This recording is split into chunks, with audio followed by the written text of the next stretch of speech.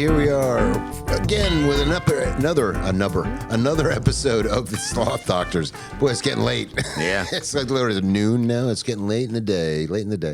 I am Dr. Chip. I'm still Dr. Bob. Still and always Dr. Bob. I don't know. What are we going to talk about this?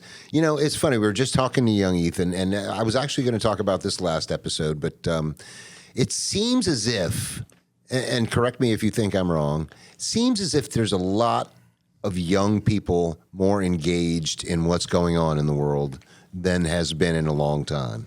I agree. Yeah, it's definitely because, like, as evidence of that, Tucker was there too, but the debate we were just talking about, what's his name? Charlie Kirk. Yeah, Charlie Kirk's debate, and that was to mostly a very young audience of people that, you know. And it seems like, remember in our day when young people were like, I don't pay attention to that stuff.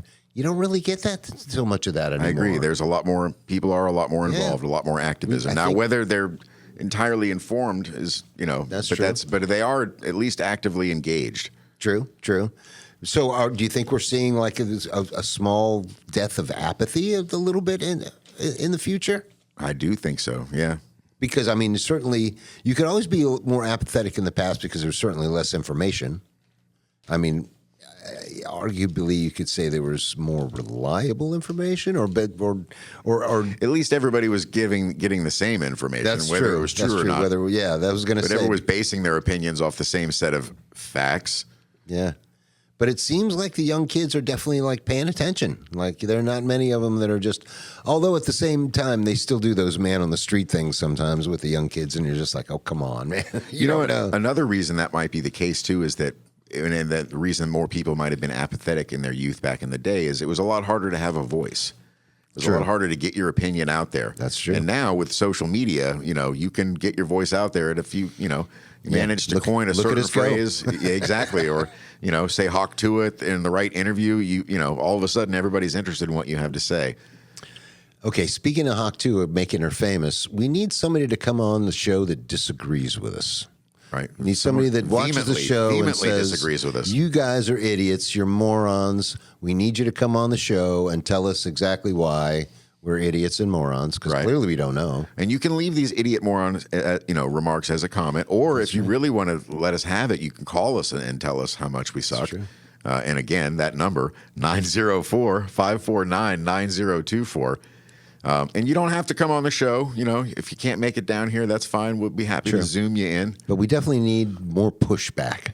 The guests we've ever had, I don't think anybody's ever disagreed with us on much of anything. Trying to think back. I think we did have some minor disagreements about drug legalization with the real estate. I can't remember his name. Yeah, but he actually eventually, I think, came over to our side a little bit. Yeah, and again, it was almost like the Cruz and Tucker. We agree on 80% of everything. Yeah, we need somebody who really disagrees with us. That's true. On everything. Well, I don't know if that might be hard. All right, most stuff. I was going to say, there's got to be something you can find that we agree on. Everybody with it. I mean, at some point, we hope to engage Mike and draw his anger, but he rarely speaks, so he might not be the best guest. And yes, he can. You can say rarely now because I actually saw him. Yeah, speak that's why I said that. Did you watch that? Clip? I didn't, but I remember you telling me about it. Yeah, I wouldn't even call it speaking. More like screamed at a guy. But I finally saw him utter some sound out of his sound hole. Which I'd never seen before. And then I just saw they just did a episode where he came out and he was wearing this ginormous afro wig. And like that look is just like, whoa, that's even more shocking than, and he was screaming and still maintaining the Marty Feldman eye bulge thing going on, or the stare. Dude, I don't think he does anything to do that. I think that's just how he looks. Yeah. Yeah, I don't think. I wonder if he has the same condition that because, Marty Feldman didn't, if you see pictures of him as a young actor, his eyes didn't look like that. Yeah, they did. No, not originally. I mean, he did develop the condition fairly young, but it was not like he was born that way. Maybe I haven't seen a picture of him young enough. Yeah. Because I remember him being like, didn't he used to do like skits with Monty Hall and stuff like that back in the day? Yeah, and he was, I mean, he definitely developed it. He was still a young man, but he was not born that way. Or if he was, it was not visible. It may have been a congenital birth defect, but it wasn't visible until he was a little older. Yeah, no, but Mike was, Yeah, who was it? Mike was screaming at. I forget. Who did I say he was yelling at? I don't remember that. You just called me all excited that you'd heard his voice. Yeah, it was pretty funny. That whole Borat meets frickin' the continuation of Borat it's like a prequel of Borat right. before he left and went to live in Kazakhstan. Yeah. And I don't know what he did before the creation of this Matan character, but he certainly probably went to high school. Well, yeah, he's super young, but I mean, he certainly took off big because he gets pretty big guests on his show where he's starting to, Well, and I got a feeling, he's probably from like a pretty well-off family. Maybe he has connections. Well, either that or, just those guys all, like, hey, how much would it take for you to come on my podcast? And I'm like, well, my normal appearance fee is $5,000. And I'm like, all right, sure. Yeah, there you go. That's a possibility. So, yeah. At least from the beginning, and you get a little word of mouth. And then once you get the ball rolling, sure. Yeah, we're doing it the hard way. We're not paying nobody. Exactly. Well, not yet anyway. Not even ourselves. Nobody. That's another thing I want to ask some of the crowd if they could point us in the right direction. Is after the first of the year, we're going to start really spending a lot of money on this thing because I got to start spending money to do the tax dodge. But I'd like to know where's the best place to do T-shirts, hats, bumper stickers, all that kind of thing. Are we better off outsourcing it to somewhere and have them do it? Should we do it ourselves or try to do like the online things? So I should actually ask Steve Quinto would have been a good guy to ask about that. He used to do all that stuff, or at least I'm sure it's all outsourced. I can't imagine there's a lot of there's what I mean by that is like companies is go to like a local place and go, here's the money, just do it, or just send away to like an online place that sends you the stuff and you don't know what you're going to get till you get it. Right, drop ship it, I think. Right. Because I don't want to, that'll depend on what the current tariff situation is at that time, I guess. That's true.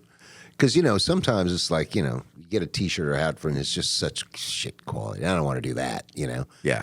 At least something that'll last a little while. Yeah, I've bought a couple of, that one shirt I bought at that Stanhope show. Was that cheap? Now, granted, it was I knew it was too small, and I was going to have to give it to somebody as a gift anyway. But yeah, it was pretty thin, pretty crappy. Yeah, that's Stanhope. He's almost like allergic to being too successful. You know what I mean? Like he manages to just stay on the fringe. Yeah, and it's almost like on purpose. I really think there might be a definite tinge of, and to tell you the truth, it seems like I swear I've run into that a little bit with certain musicians. It's like you're starting to get successful and you're starting to look like something's gonna happen, and they just like, what happened? And some people just don't want to be that successful or that famous, maybe, or that recognizable. Some whatever of it is. It's probably a conscious decision, and some of it's probably self-sabotage. Absolutely. I don't think a lot of them thinking about it. Absolutely, I don't think a lot of them are consciously making that decision. I think a lot of them are like just in the back of their head going, man, I don't want to be thrust into the public, eye or something like that. Not everybody wants to be rich and famous. Some people just want to be rich. I would argue that's better than being rich and famous. You still get your freedom of anonymity, and you can still go places and do things. Well, I've always said that if I ever won the lottery or something like that, I wouldn't tell anybody. Right. I wouldn't tell a soul. I mean, there'd obviously be clues. Right. Well, whenever they talk about whoever the richest person in the world is at the time, it's never who they're talking about, because the richest person in the world has no interest in being known as the richest person in the world. Absolutely. Yeah. Which is even more shocking when you think about the people that we consider the richest in the world are probably like second, third, fourth, or fifth. You know what I mean? Like there's definitely people richer than them. They keep talking about Gates and then blah blah blah. Being the first trillionaire probably already exists. There's a Saudi king or something that's been a trillionaire for years and years and years. They were saying like 10, 15 years ago, this guy was a trillionaire, because of course he owns everything. Right. He owns the whole country. And nobody knows what he looks like, or at least, nobody here knows what he looks like. Well, no, they had a picture of the guy, but if you put him right next to me with 5 other guys that look like him, it'd be like, I don't know which one he is. You can't, he's an old Arab looking guy. I don't know. Yeah, I know. But that BLM guy now is in charge, supposedly. What's his name? Prince Ben BLM something. I don't know. Yeah, I don't either. But he's supposedly the guy that killed Khashoggi. Okay. And then it's funny too when they try to compare, people's wealth through history. Who is the richest person who ever lived?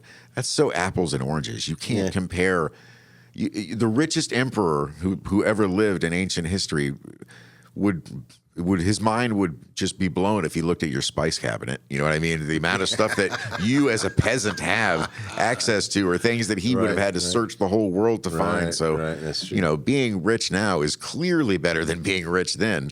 Although they were less being rich anytime is better than being poor. But I'm saying, you know, what you have access to now with a lot of money.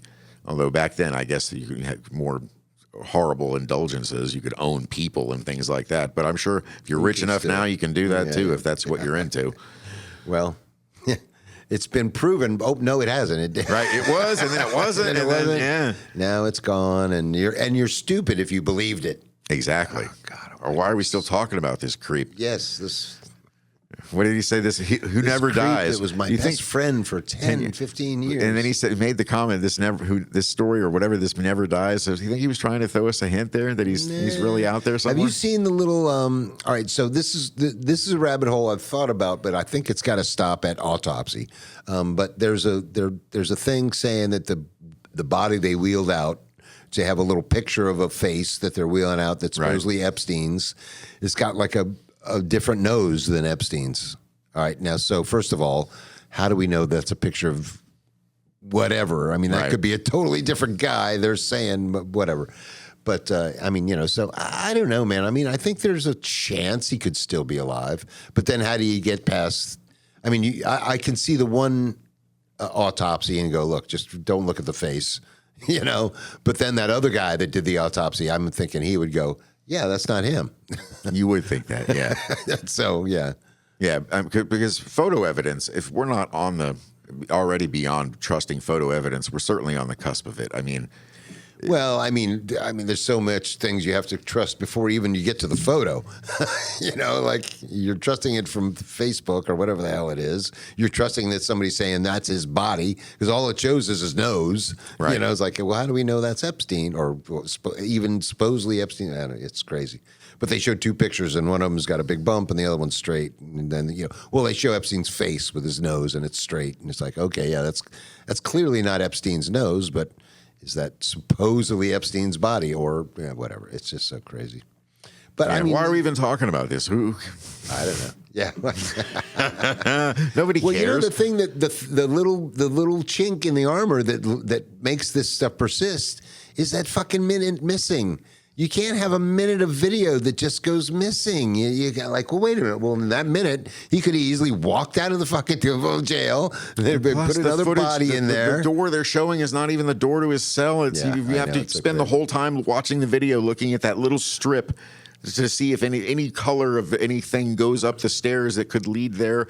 Apparently, there's more. I haven't even watched the video because apparently there is more than one entrance into that area because the one guy comes in through the door that the camera's on, but then he never shows up again. But clearly, he's left for his shift. And to think about the technology we've just been talking about, and that's what we get. I mean, like even just looking at the videos, like, look, you don't even have to doctor anything. It's shit. It's shitty to begin with. There's nothing to doctor. I mean, yeah, it's crazy. It's crazy. But he didn't, he didn't blackmail anybody. There's no evidence of that. And well, of course, now he trafficked and thousands of girls, but they were all for him. You heard all about the Ghislaine news, right? No, is she being released? Oh, you haven't heard anything? No. Oh, she supposedly. Oh my God, you haven't heard any of this? No. All right, she offered to come and testify before Congress. Congress voted against it. Nice. Now we're good. Stay in yourself. We don't need to hear from you. Exactly. It's like, how is she not seeking an appeal to be released? I think she is. Truthfully, they have video of her actually saying some stuff. Well, again, yeah. In post-reality world, they have video of something or somebody saying, I want to come before Congress and spill the beans on everything I know. I guess now is we must say, for the sake of fairness, that we may or may not be AI agents. Unless you've met us in person, you don't really know. We might not be. We might not be real. Speaking of which, who was that fake Pat Farinas last night? right? I didn't even recognize him. I didn't recognize him. I swear to God, he looked like a young freaking Anthony Oliver to me. I was It's like, Oliver Anthony. Whatever. Yeah, I know. Oliver, the two first name guys. But I was looking at him for a long time until I was like, oh shit, that's Jordan. Yeah, and you told me that, and I didn't believe you until he introduced himself as Jordan. No, you really? You couldn't even just looking at him? You couldn't see it was Jordan? No. Oh, yeah. I mean, once you look at him, it's like, oh, shit, that's Jordan. But yeah, at first I was like, who the hell is that guy? I think, no, it's just, I guess he just cut all his hair off is what makes him unrecognizable. And it had been a couple of years. No, I think it's the hair. Mostly, yeah. But I hadn't seen him in a couple of years. They sounded great, though. They sounded killer. But, yeah, that was wild. Like, who the hell is this Patrick Freeze? And that was pretty funny. Did you see that Pat was on the phone when he was doing the... No. Oh, yeah, that's why we were going over there. Oh, I wondered what you were doing over there and doing. I thought you were just with Pat. He goes, I'm going to do my best Patrick Freeze impersonation. And he was doing the thing like this. I don't know if you saw. He was trying to play the keyboards and the guitar at the same time. And Patrick was FaceTime with him right there on the phone. No, so he could give him. That's why we were over there like trying to fucking flip him off and wave at him and stuff. Yeah, it was fun. I was trying to run the gauntlet of the homeless guys that were like performing behind the band. There were I must say, until you had mentioned it, I hadn't noticed, but there were a lot of like street people hanging around that night. I mean, they weren't asking any. I didn't see them asking anybody for money or harassing anybody. It was definitely a lot more than usual. And I mean, it is summer, I guess. I guess most of the rich people are gone. And the one guy was almost performative. Like he really was kind of. Well, that guy's there on a show. Oh, is he? That's the one guy that's there all the time. Okay. But then there were like two or three other guys kind of like that were hanging around. But that was like, yeah. I mean, yeah, I could tell he'd been there a while. I mean, many times because he was clearly familiar with the band. Matter of fact, I want to say that they used to let him get up and play harmonica or something, or somebody like that guy. But, the interesting thing was the younger guy who at least 3 times he kept telling me, and I still don't know what he was trying to tell me, was that other guy would train him. He goes, he trained me, and he told me it was his uncle, and that he trained him, but I don't know what the training was for. Which guy was he talking about? The guy with the cane that was dancing. He was the trained sensei. him in panhandling, I guess. Yeah, I don't know. I didn't ask him because I didn't want to engage him. Maybe Potty trained him. I don't know. I did. Obviously, as soon as you step out of the circle of the place and light yourself a cigarette, you've opened yourself up to loaning, bumming cigarettes out, and also some sort of therapy, mental health session, because it's basically cigarette smokers that still deal with the crazies on the street. I think you're better off over by the motorcycles. Yeah. I tried that. It didn't work. They just came over there. They still came over? Okay, yeah, and then some you don't chick look came like up a biker either. Yeah. And then some chick came up and asked me, and I gave her one, and then I loudly proclaimed, I'm like, this is it. For anybody listening, there's no more. I'm out. No more free cigarettes.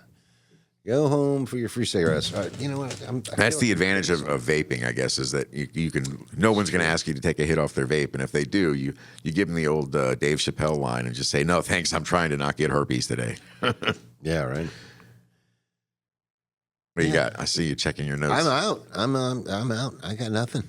Yeah. Well, we were in theory we did have a guest scheduled for today, so we did low ball on the preparation. We were planning on talking to somebody else. Probably furiously messaging me on Facebook right now, not realizing I don't do that on my phone. Yep.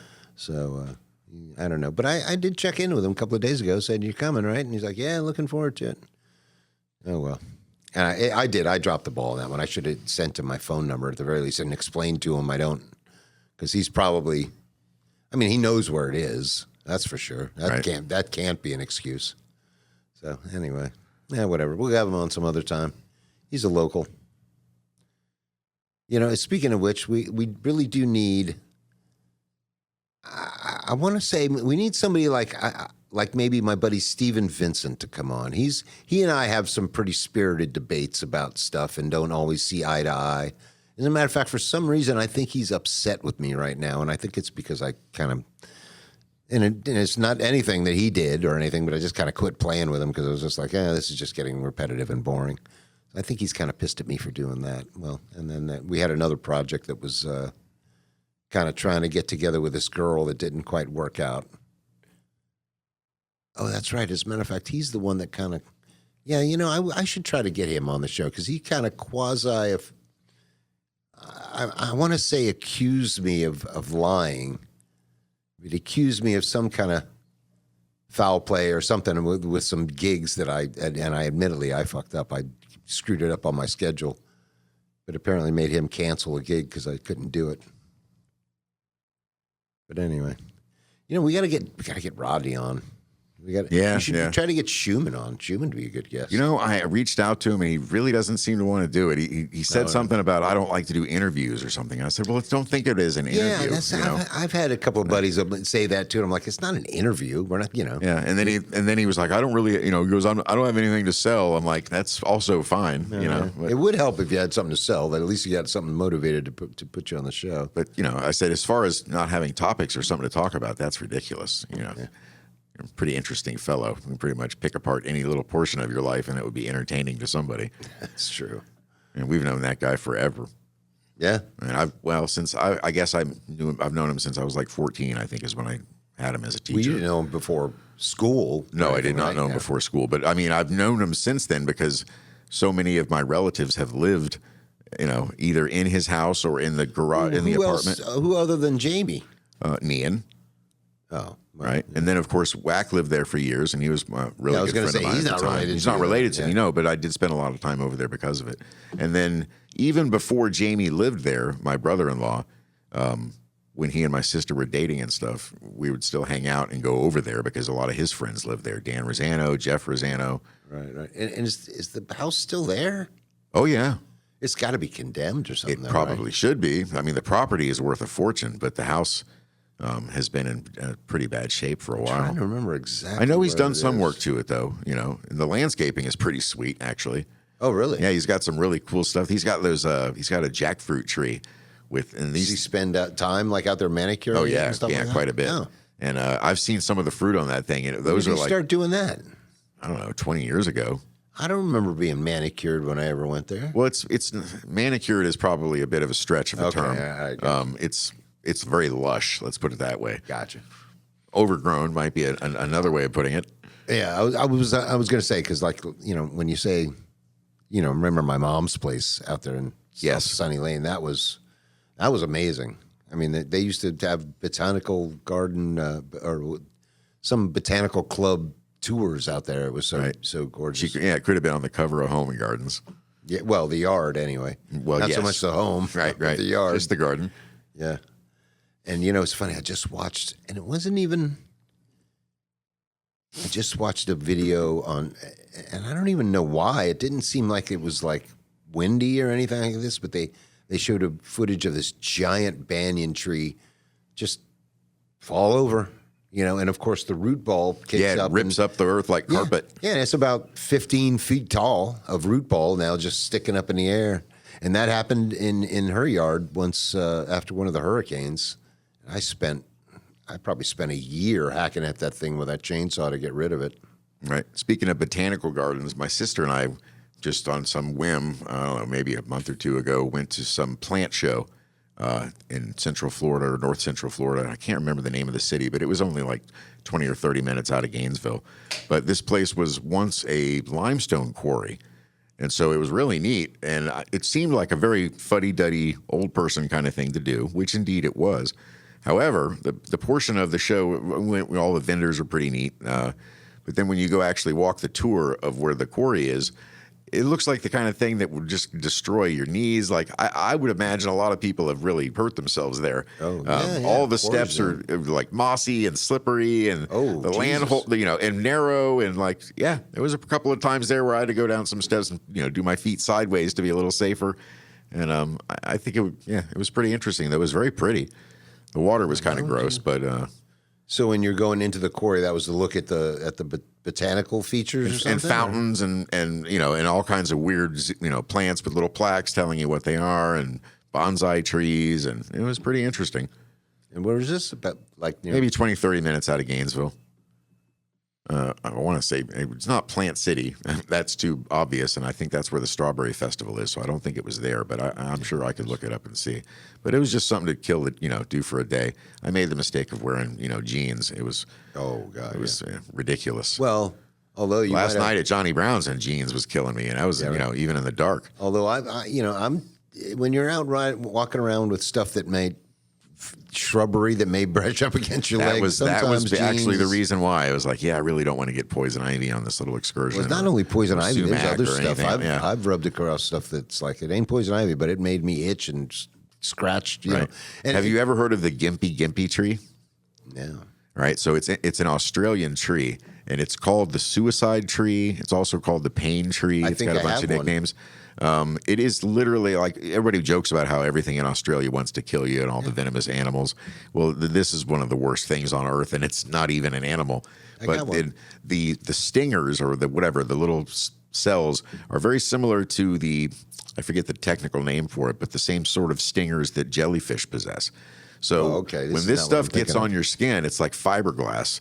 And it can last, the pain can last months, because it's so hard to get all the little bits out, and it just burns. And what does it look like, this tree? I don't know. Does it look like regular bark or something? It's in the leaves. It's not the bark; it's the leaves themselves. And they even in some museum, I saw a documentary on it. Some museum in Australia that they had it. Preserved in a book, a leaf or a page, and even they have to put gloves and everything on and a mask to make sure you don't breathe. God forbid you breathe in any of these little fibers that are on these leaves. And there's probably something that eats that. Yeah, there probably is. There's something indigenous there that is immune to the stinging pneumatists. I think that might be the word. I thought you were going to talk about one of these. There's a tree that my landlord has out by the pool. And it's just a single stalk tree, and the top looks like, I haven't even looked at the top, but it looks like a porcupine tree with just spikes about that long sticking out every direction literally that far apart and about that long. It's like, Jesus Christ, if you were running through the woods and hit that thing, forget about it. You're just... Grandma says, go cut me a switch. You don't want to cut one from that thing. Well, you couldn't. It's the trunk. Oh, okay. It's the, you would have to be running through or lean against it or run into it or something. But, man, that thing looks just scary. I imagine you could probably cut one down when they're young and make it a scary looking club out of it, or morning star looking thing. You know what I mean? Right. It's a scary looking plant. I've seen a bigger one too. The one we have out by the pool is not that big. I've seen one in the ground that was probably that big around, and those spikes are that long, of these little needle looking spikes. But they're pretty strong. I don't even know if you could break one off.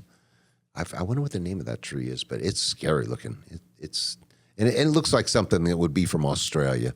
It doesn't look like something native to here at all. As a matter of fact, it can't be native because I'd seen more of them. But it's funny. My mom she was not ever formally trained as such, but she was one hell of a botanist.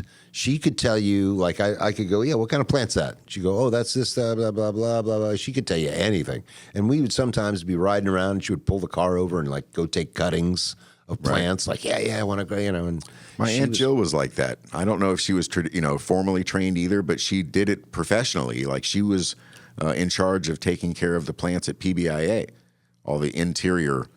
Well, if you're doing it professionally, wouldn't they require you to be? I would think so, but I'm not so sure if she was or not, or if she just worked her way into the position. I know there's a big botany school, I think at U of F. But she had quite the green thumb. Oh, dude, I'll have to ask Nicole. My mom grew the biggest pot plant I've ever seen in my life. It was huge. It would look like a Christmas tree. It was about an 8-foot tall Christmas tree of weed. That thing was huge. And knowing her, it was probably just ornamental. She probably didn't have any intention of smoking it. Oh, no. She didn't have any intention. Well, yeah, but you did. Yeah, yeah. Dude, I think I got, about a quarter pound of weed off that one plant. And it was very funny. I thought I told this story before, but it was funny. Remember back in the day in the summer when it would get really bad? There would be, if you could find any weed at all, it was kind of crap. Yeah, summer drought. Yes, it used to get really bad. Well, we're going through one of those summer droughts, but I had that. It was that definitely sustained me through a summer of droughtness on weed for sure. But that thing was. Yeah, I remember that, especially in the early 90s. Yeah, it seemed like there was definitely a period there where it was pretty rough. Why was summer. that? Why would that be in the summer? I guess all the pot dealers just went home up north or something, maybe, or something. I don't know. Maybe it had something to do with the smuggling routes or something. Or I don't know. Yeah, but it used to I be think back mandatory. then, still most of the marijuana was being brought into the country. I don't think that has been the case for quite a long time now. It's all grown inside the United States. Well, if anything, we probably export it. Yeah, probably. And that you can thank on the drug war. Without the drug war, we'd still have shitty pot. I mean, which inadvertently helped drive the Mexican cartels to start selling more dangerous and illicit drugs because they lost the market for marijuana. So, Yeah. And still, they were just talking about outlawing edibles in Texas. And, here, look, I get what they're saying. They're saying that their packaging and the marketing of these edibles makes it like for kids. But look, why are your kids in a weed shop? Right. Why, I don't know. I don't think they're going to start selling this stuff at 7-Eleven or something, are they? I mean, I don't know. Maybe if that were the case, but yeah. Texas is a pretty hardcore state when it comes to all that stuff. I mean, Austin notwithstanding is a little city of blue and a sea of red, but most of Texas does not play around with that stuff. They don't have medical marijuana. They don't have recreational marijuana. They're pretty strict about drug policy. Well, I think the medical is statewide. They don't have medical marijuana in Texas. I think they do. I don't think they do. Young Ethan could probably look that up for us while we're pondering it. I really don't think that they do. I think the city of Austin decriminalized it. No, I agree with that. But I think the whole debate about this guy was that he was admitting, look, we legalized the leaf. We're giving you that, but we're not going to let you, market these edibles to children. So I thought that was the crux of his debate. I could have been mistaken. I believe that the only marijuana that's sold there is using the THCA loophole with the hemp and all of that. I think that's how they get around it, but I don't think that they have actual recreational or even medical. And it's funny too, because truthfully, it really doesn't matter if they actually, had small, government agencies that said, you know what, we're not going to enforce this. It's just stupid. Yeah. Yeah. I mean, laws that are on the books versus laws that get enforced versus laws that get enforced universally across all socioeconomic boundaries are all three totally different sets of things. And none of them have anything to do with morality or justice either. They're just, the laws that are on the books. I'm sure we're breaking a law right now. Yeah, probably. There's too many to know. Yeah. It's impossible. Texas has legalized medical marijuana, but it's still less than 1% THC. Less than 1% THC for the medical. That's insane. That seems almost pointless, but okay.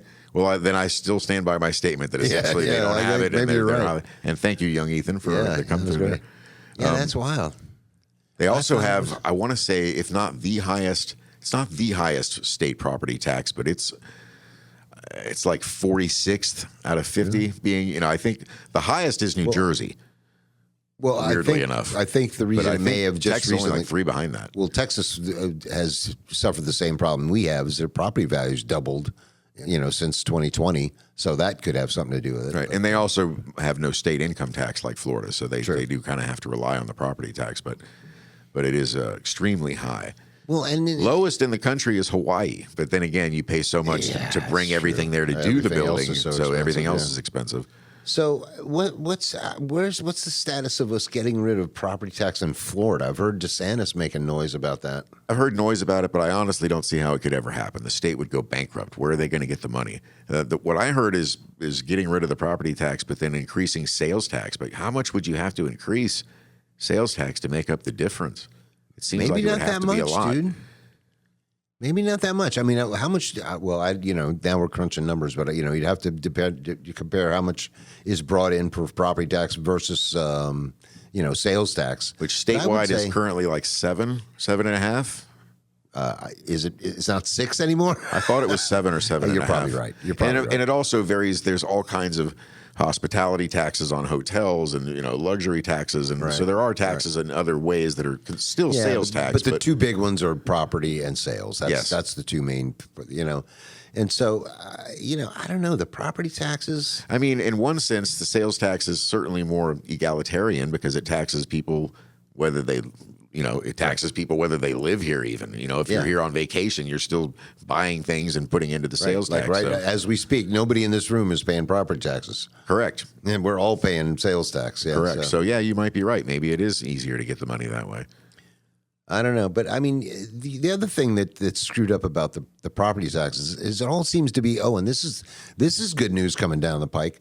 It all seems to be driven by the need for this public education.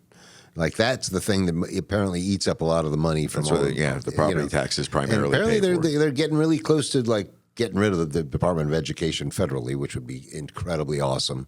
So at least the only bureaucracy would have to deal with would be the state on education. But yeah, I mean, and I don't know if you ever watch those. There's this guy out of Texas that does a podcast, and I usually watch it because he's usually talking about property value. But he's got this lawyer guy that's basically they're trying to sue everybody. They're trying to say that there's like a formula. All right, so your property taxes are based on the value of your property. Who determines the value of your property? Well, it's supposedly determined by the current market, right? Well, now if you go to... I've never seen anybody's home assessed at the actual current market value. No, it's definitely usually on purpose, like at a percentage. Like, all right. But there's also, there's formulas that tell them how to get to that value or whatever, what percentage or whatever. And these guys are claiming that they're not following these formulas, which is what they're supposed to be doing by law. And what they're doing is they're claiming and they're suing people all over saying they haven't been going by these formulas. They've been inflating the values so they can collect more taxes. Like literally, if one instance, they're saying that like a certain county or something in Texas, they basically, before they assess the property values, the county tells them this is how much money we need. And then they assess the property. They just do it in reverse. Exactly. And they're trying to sue the dog shit out of these people for doing it backwards. And apparently, I mean, I guess in every state, most of the money is all chewed up by education, by paying for public school. Yeah, I think you're right about that. I've never paid property tax in any state other than Florida, so I only really kind of know from personal experience how it is here. Right. I know there's also a lot of differences in states based on how the homestead exemption works, whether you can even have it. There are some states where, like in Florida, you just have to be the owner of the property, live there more than 6 months out of the year, and have lived there for, I think, a year. And at that point, you can homestead. You can only do it to one place. You can obviously only have one homestead. Homestead two now. But I know, for example, in Ohio, you have to be over a certain age to get the homestead exemption. If you're a 40-year-old dude or woman that owns a house, you don't get a homestead exemption. Well, I think it's 60. Only thing the exemption does is it gives you a deduction. Yes. Or no, that's federal income tax. No, the only thing the homestead really does is it makes it so they supposedly can't raise it more than a certain amount every year. Well, and it's also a reduction on the assessment. So I think it's like whatever the assessed value of your house is, I believe you subtract your homestead exemption, which I think was $25,000, and then you pay whatever the assessed value is after that. But as a perfect example, my last house that I just sold, the one I bought for $400,000, I was paying about anywhere from like $1,500 to $1,800 a year in property taxes every year, consistently the whole time I was there. While it was under contract, I happened to get the proposed property tax. They send you one that's like, this is what we're going to charge you before the actual bill. And for some reason, it had gone up to $4,000. And I'm like, look, I mean, obviously I was selling the place, it was under contract before it got sold before. Had it just been reassessed? Right.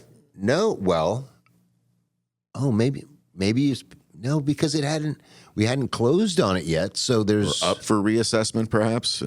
Well, but that's what I'm saying. They can't. It's homesteaded. They can't go from $1,800 to $4,000. That's the whole point of homesteading, I thought. Well, but I mean, again, it varies by state, and I don't think that Florida's homestead exemption has a limitation on how much. It does. Does it? Okay. Yeah, it's like 3% or something like that. Is the most they can raise your property taxes any year, and they obviously raise it the max they can every year. But yeah, no, they can't. I don't think they're allowed to go from $1,800 to $4,000. Like I would have seriously looked into it and contested it if I hadn't have been like, okay, never mind, that's your problem and now. Whoever bought it from you can't homestead it right off the bat, so they got. Well, not only that, I mean, let's do the math. They paid pretty much $500,000. So whatever they paid is property tax on $500,000. So that's probably a lot of money. It might be more than $4,000, I think. Yeah, because once you do a closing, they know exactly what you paid and Right. exactly what you tax you on. And it's kind of weird that doesn't just kind of determine your tax. Maybe it did. No, see, because I remember the year I bought that place, I had to pay a lot. I think I paid $2,500 the first year because you can't, obviously you got to wait a year before it's exempted. So I think the very first year I paid like $2,500 because I had to pay for. Yeah, so yeah, that little place I had was always. I don't think I ever paid more than $1,000. I think it was like the last year I lived there. I think you paid it was that like, much. It was usually. It started off. I think it was around just under $800, and then it was just over $900 by the right before I. That seems sold like a lot for that. What was it appraised at? The appraisal was only like $65,000. See, that seems like a lot because I used to pay. No, I guess. No, that seems like a lot. Because I remember my first duplex, and I guess they change the rate all the time or something. Maybe we're not figuring that in. But I remember my duplex, I used to still only pay about, at the most, like $1,500, and that was only really ever valued at about $150 grand. I don't know. I do remember every year paying it in cash, and it was always funny to go down to the tax collector's office and be one of the only people in line that was using cash. Yeah, why did you pay that in cash? Oh, I guess you did. I did everything in cash back then. Right. It was just easier that way. And of course, that's the building where we've spoken about that on the previous episode of what a frickin' the fact that somebody paid $300 and whatever $40,000 for that place. $332, I think, was the last time it sold, and it's still.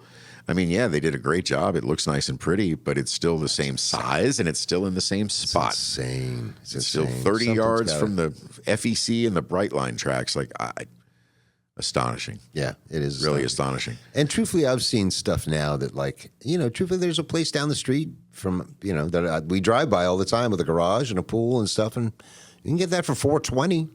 Right now, it's not bad. It's like a 3.2. So it's getting definitely more sane, but. Who knows? Who knows what's going to happen? Who knows what switch they could flip to make it go one way or the other? They say there are a lot of people that are getting underwater because of this, the mortgage rates. A lot of people gambled on the fact that the mortgage rates were going to come back down. Yeah. They're not. They're not coming down anytime soon. Anyway, what else you got? You got any plans coming up soon? I know we never made the Boston trip, so that was kind of a road trip plan. Yeah. I've got a family reunion thing coming up in a couple of weeks, almost 2 weeks away. I just, it's funny. How much family do you have left?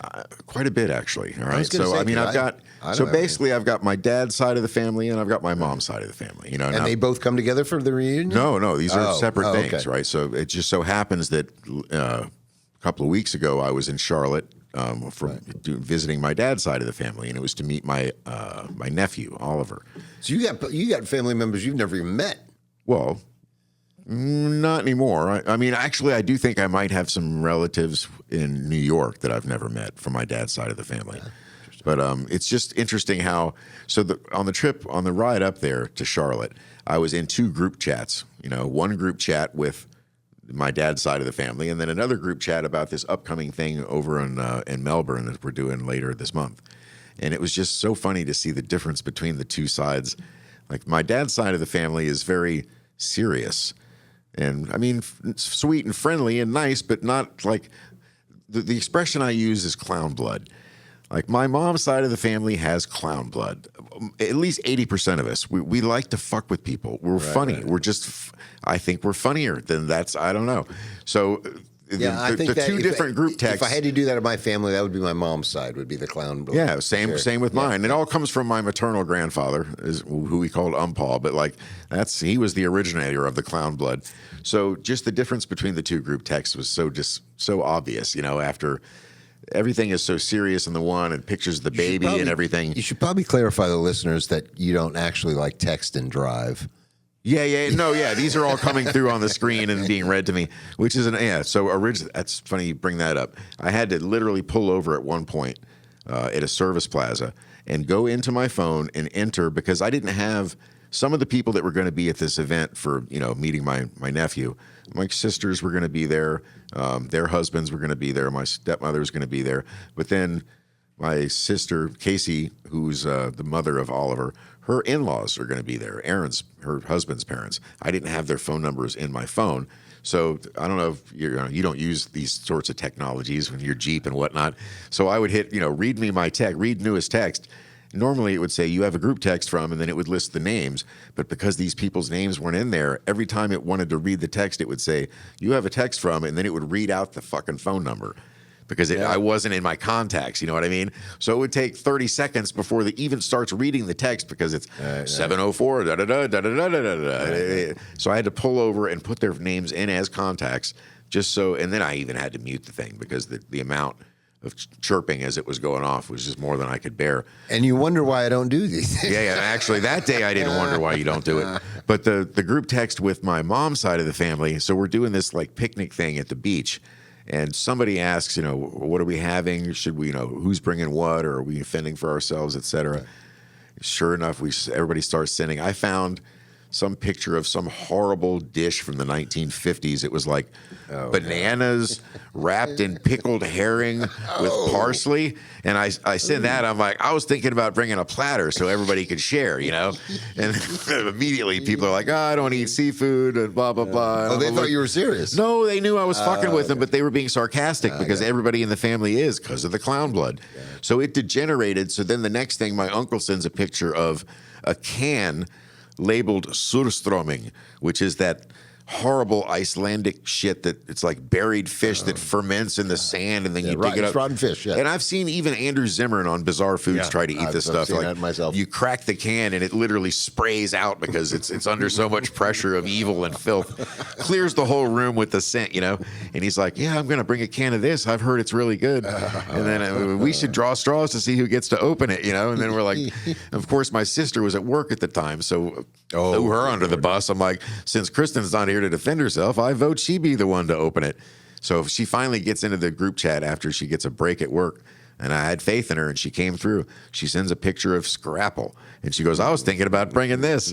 So then we were commenting, when spam is just too fancy, And then I think I finally broke their spirits with, I found a picture of some horrific mold, Jello mold from the 1950s, and it was an entire fish, like some hideous, and it was in an aspic or Jello mold along the spine of the fish. Maybe we'll even skip. You mean the pictures. mold was the fish? No, it was a fish. Oh, okay. Imagine you bake the whole fish head on, and then you put it in Jello, right? But before you put the Jello over the fish, they put shrimp down its back as if it was its spine, and it even had a little mayonnaise mustache on the fish's face. Surrounded by like fruit. It was the most disgusting thing I've ever seen. That sounds pretty And it finally snapped. Everybody was like, no. That's so disgusting. It doesn't even sound real. Right. So then my aunt's like, if it doesn't come from Publix, I don't want it. So I immediately go on the Publix website and start looking for the grossest thing you can buy at Publix. And I think I found white fish in a jar with sour cream or something. I'm like, hey, you're in luck. Look what Publix has got. And the point being that nobody on my dad's side of the family would indulge in that level of sarcasm and viciousness and picking on each other. And it warmed my heart to see all the evil being expressed. Oh, that reminds me, too, before I do forget, I've been getting flack from several family members. Almost all of them have dogs. And as soon as I say anything nice about one of them, everybody's, how come you didn't mention mine? So I'm getting this out of the way right now. We're saying hi to Izzy. We're saying hi to Theo. We're saying hi to Lucy. And we've already mentioned Macy. And I think that covers them all currently, although I'm sure after this airs, one of them will bitch at me and I'll have to add something give else. Give them all a good dog. Now, they are all good boys and good girls. So which side of the family is in Melbourne? That's going to be Mom's side. Yeah. So I was going to say, while you're over there, I look around and see what they got for sale over there, because Melbourne is. I mean, we're actually Satellite Beach is where we're going. Is that north or south of Melbourne? I think it's south. I'm not sure. All right. Well, Pelican Park is the name of the park. Anything close to the Space Coast is what Opie is saying is going to be blowing up next. Right. Yeah. So if you can find a good deal on a house up there, maybe. Yeah, I've got my cousin lives there with his family, and so he's got the most amount of like small children. So we're all going. close to where he is. Right, yeah, because it's a lot easier than him dragging them elsewhere. I remember back in the day, man, and I mean, you could get a really nice house with a pool. Really nice house, probably 2 or 3 blocks from the beach for about $150,000. We're back. We're back. We had a brief interruption. We're back. We had some crossed wires, and our guest was a little late today. Some technical difficulties. This is my friend Mark Jacobs, how's it going, bass everybody? player. And do you do anything during the day now? I did have a day job for a while. They laid off my whole crew, so I'm looking. I got a couple little part-time things going on. But what do you do during the day? What kind of? I was working for a transportation company. Like driving or something? Yeah. Or? Oh, sweet. Like delivering like cars and stuff, like kind of that? No, I was like a little Uber-style company. Oh, okay. Gotcha. And so whatever happened with turnstiles? Wow, the 800-pound elephant in the room. I mean, if you don't want to talk about it, it's completely up to you. I don't come out of the box hot like that. No. Hey, what the hell happened to those guys? No, but I was let go, basically. Oh, okay. Yeah. You know, I was told my services were no longer required, and I was showing the door. Don't feel bad. It's so many times. Yeah. Well, if it makes you feel any better, I fired their drummer from a band long ago, and apparently he's still mad at me about it. Which but it was just. He's a great drummer, though. I mean, Jeff's it was always drummer. fun playing with it. It was just after 8 years of being with a band and just thinking that you were on a different level than you assumed you were, and it was just like, yes, we don't need you anymore, and that was the end of that. And do you know John that's doing it now? I don't know John. Yeah, I know John. John's John's a nice guy. I don't know how they got a hold of him, but were they off for a while? Because John didn't start with them till not too long ago. I did a few gigs after I was released. Did you do the one at Madigan? Yes, I did. I was going to say, I did get to do the Madison Square Garden gig. And who did you guys play with? It was a band called Vampire Weekend. And they are nothing like you guys, right? No, they're, they've been around for a few years, but they're sort of like a newer alternative rock band. That's what I was like. When I saw you guys, I was like, wow, that's great. They get to do that gig. And then I'm like, who are they opening for? What's this about? They like having like oddball bands open for them. So what was your reception like? Hey, we're playing the Garden. Let's have a Billy Joel tribute band open for us. So what was the crowd receptive to? It was pretty good, actually. It was a lot of younger people. Are they used to that because of that band? They do it all the time or something? Sort of, yeah. That's interesting. Wow, that's so they found us online and this said, band that they opened for is like guys. Kind of like young rock. Yeah, like it's nothing like but a it Billy was, Joel tribute. Vampire Weekend does lend one to think. That's a bit, Yeah, it was pretty you got wild. That on your resume now. Dude, Madison Square Garden. You know what? They flew us in, put it up as a nice hotel. The crew is fantastic, Nice. and the whole weekend was really you have a question? The Flyers did a Billy Joel song last night. I don't think I remember seeing them do covers of Billy Which Joel one did they before.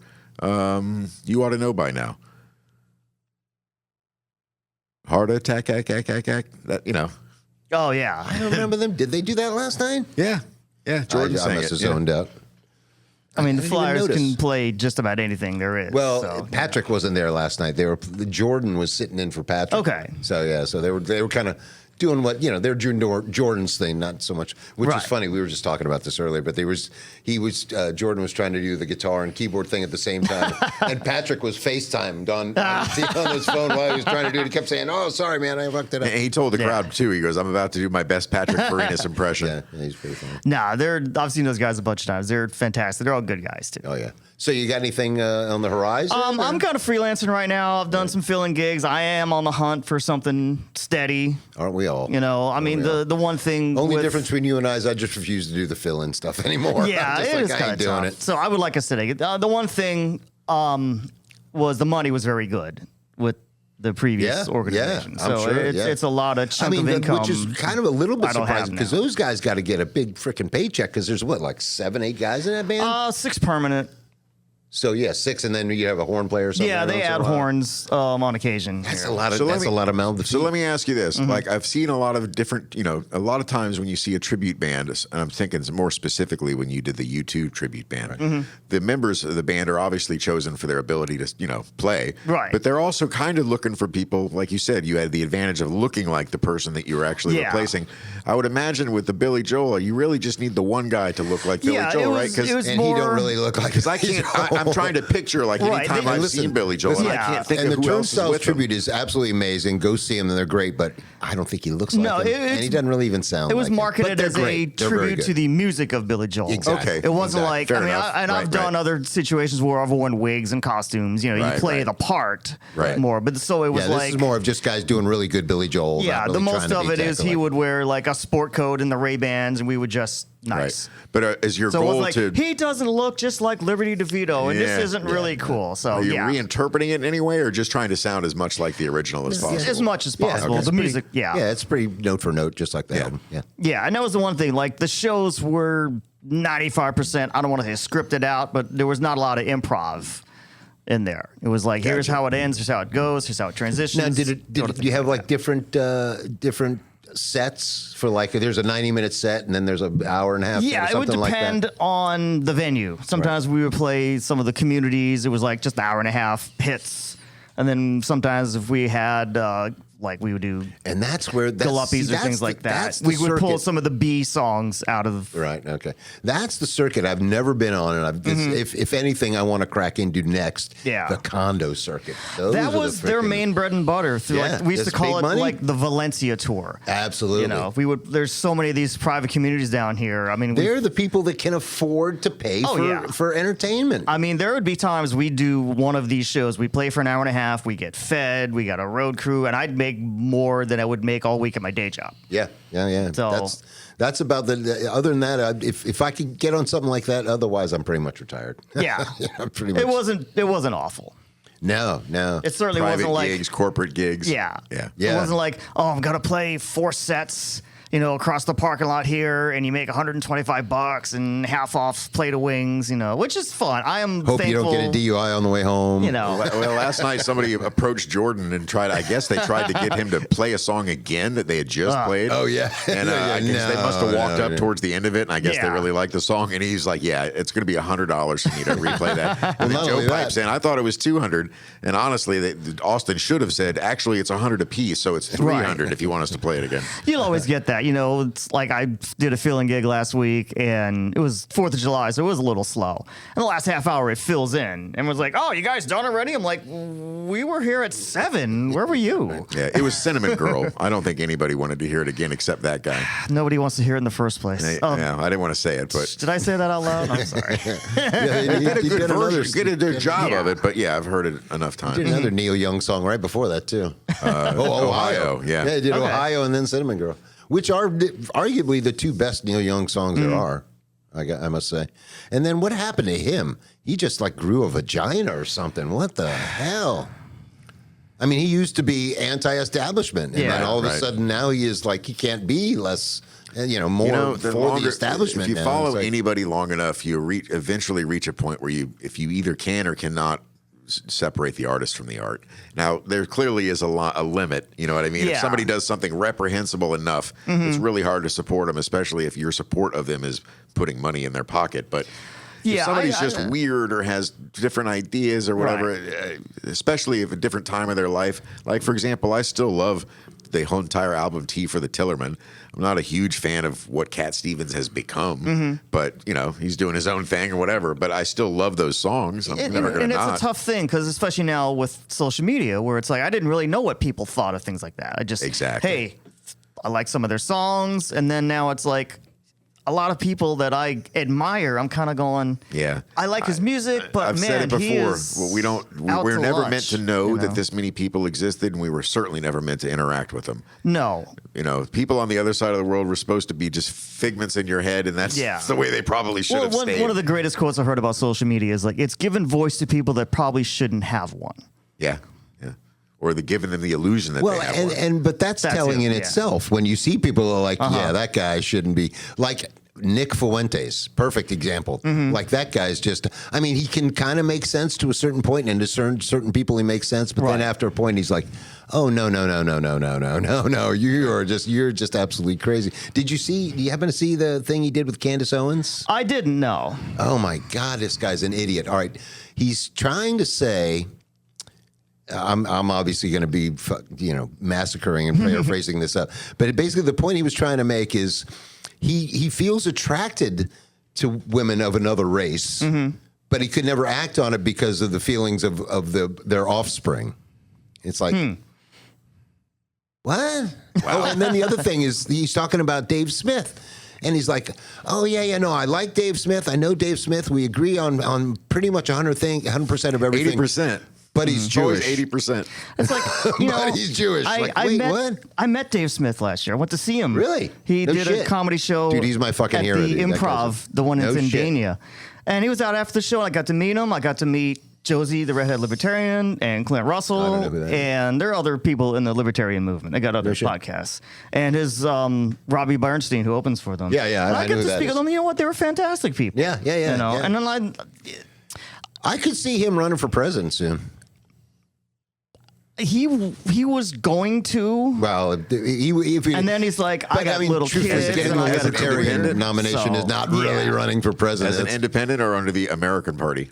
Libertarian. He was going to be. He was between him and the guy that got it last election cycle to be the Libertarian nominee. They got to pick some guy, Chase something. Yeah, and he was just at like, I have little kids and I'm busy with my career, and I just the whole won't have thing's the time. symbolic anyway. You know, especially and until it's not, until somebody finally says we're done with these other two idiotic And parties. unfortunately, if you think back, Ross Perot was the person why we're never going to have a third party again. Yep, Can I finish? He actually had a little traction going on, and then I the voted for Ross Uniparty Perot. was basically like, no, we can't have this. Yeah. Which is why Trump decided to run as a Republican, because he was a Democrat his whole life. Yeah. And he's like, well, I don't really agree with this anymore, but if I was an independent, I would get stomped. Right. So he had to run as one of the two. Yeah.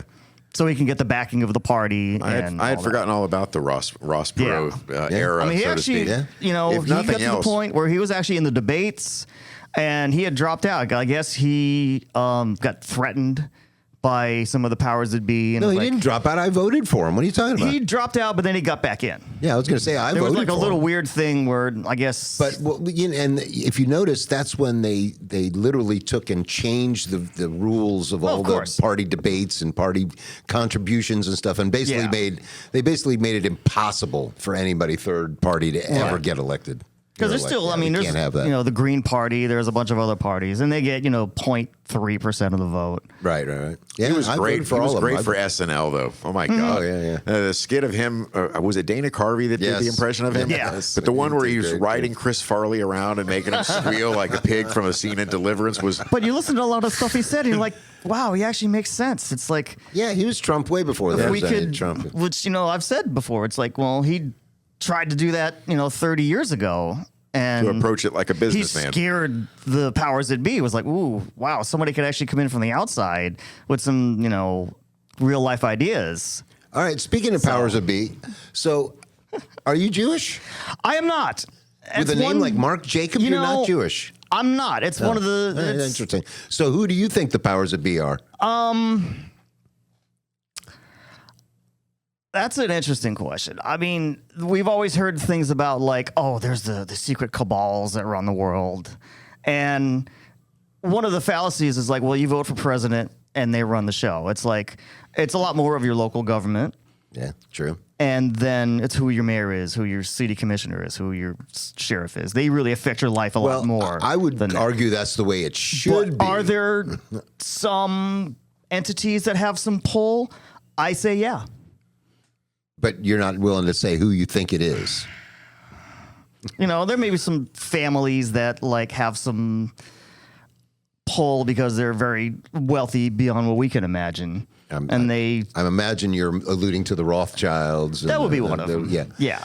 Well, I mean, the Rothschilds is deep into the wormhole of controlling stuff. But I think even easier than that is like, look, Israel has definitely been controlling our foreign policy at least since World War II. Oh, no doubt.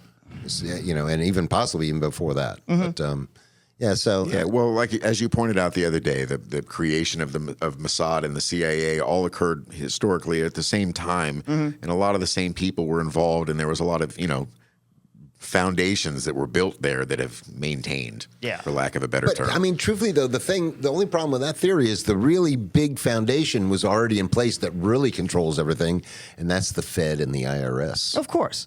And that's like that's when basically bankers bought the country. Right. Back in you had 1913. People's like, do you know, according to the letters of the Constitution, the Federal Reserve is illegal. Yeah. A private entity is not supposed to handle the monetary system of our country. And to quote some comedian, the Federal Reserve is about as federal as FedEx. They handle the money. Have you guys heard about the Titanic? I was just going to get into that. There was 3 people on the Titanic. One of them was a Guggenheim. There was 4. Ashton or something was one of them. Yeah, there was a Guggenheim. There was a couple others, and J.P. Morgan bailed out at the last minute. All 3 wanted to abolish the Federal Reserve, and the boat sucked, which may or may not have been the Titanic. And how do people that rich and powerful not get in a lifeboat?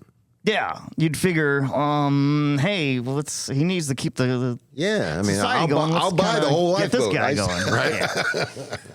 Yeah, I don't know. The whole thing, it just stinks to high heaven. Yeah. We were talking about this the other day, just the erosion of reality of like, what's objectively true or not true. It's just, especially in the last couple of years, it's just completely been dumped on its head. Yeah, and this is where I get into one of these narratives that's like, okay, there's a correlation between curiosity and intelligence.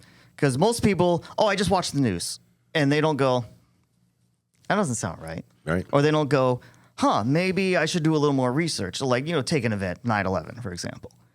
I don't know what really happened. You don't know what really happened. But what they said happened isn't what happened.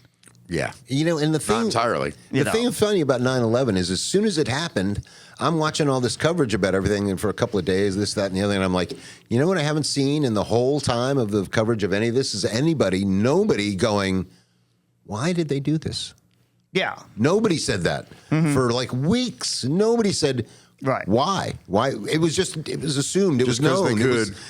It was like, we all know why they hate our freedom.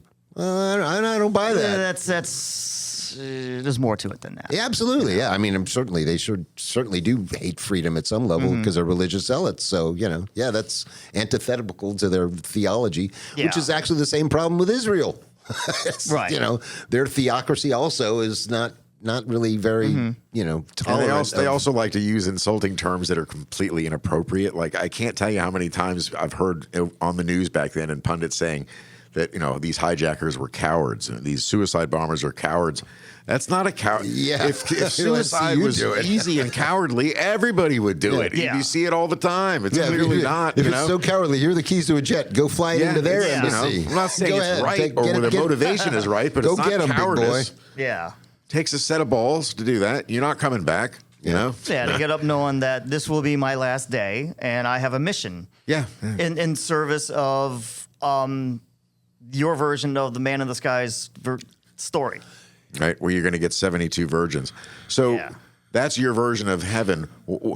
How do they end up in heaven, and why do they get such a raw deal? Like, imagine if you're a Muslim woman, you're told, well, when you go to heaven, you and 71 other chicks are going to have to serve the guy with the bloody vest. I'm not sure that even heaven is even promised to women in that faith, is it? I mean, then maybe there's 72 kafir infidel virgins from some other or you get there and it's just 72, gaming nerds. Yeah. Going, well, we promised you virgins. We didn't say which one. Right. Yeah. Okay. You and Clyde can go have a good time. They're not virgin by choice. they were passed over. Yeah. And that's where Passover comes from. Wait, I might have that confused with something else. Right. All right. What else we got to talk about? Other than the destruction and the ruling of the world. Yeah. Did you happen to see that stuff about Candace Owens with Trump and about how he called him about? Yeah, supposedly he called her Macron about that. That's just so insane. And it's one of those. If you like, where there's smoke, there's fire. Something is very strange about that whole Well, the whole relationship. thing and how come you're not supposed to go, wow, that's You're talking about the weird. Bridget Macron and Yeah.